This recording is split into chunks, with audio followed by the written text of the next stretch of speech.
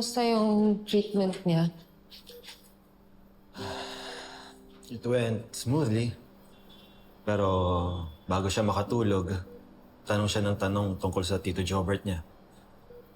She's really worried. Love, umuwi ka na kaya muna para makapagpahinga ka. Si Manang Yoli na muna ang pagbabantayan ko kay Jobert. Nang araw ka na rin pagod at hindi natutulog. Baka mamaya, anong katawan mo naman ang bumigay? Hindi rin kasi ako makatulog kapag uuwi ako. Tuwing ipipikit ko yung mga mata ko, ini-imagine ko yung nangyari kay Jobert. Paano siya nahulog? Alam naman natin malikot yung kapatid ko, pero maingat yun. Alam niya kung saan pwedeng maglaro at kung saan ang bawal. Marcia, accidents happen. Kahit pa sobrang nag-iingat tayo. Pero bakit doon?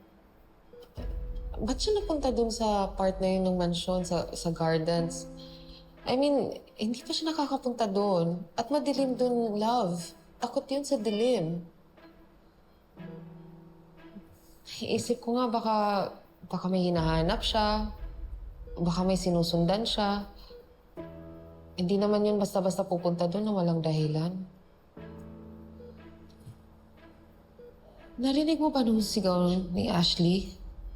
Asan ka ba nun? I mean, nung binanggit mo sa akin na uwi ka sa bahay dahil may ayusin kang problema. Ano ba yun, love? I told Dad na magli-leave na muna ako sa work habang magkikimo itong si Jasmine. It's time for me to step up as a father.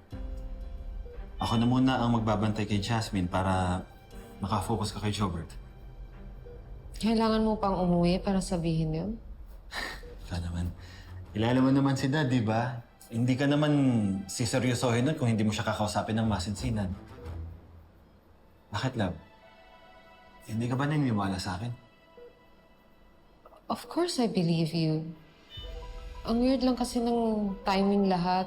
Alam, parang sunod-sunod. Una si Jasmine, tapos si Jobert. Pakiramdam ko may hindi ako nakikita. Love, exhausted ka lang. Huwag ka na mag-isip ng kung ano-ano.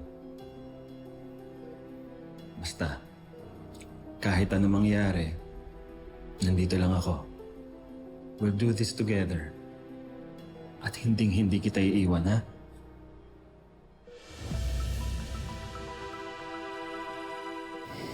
Ay, nako.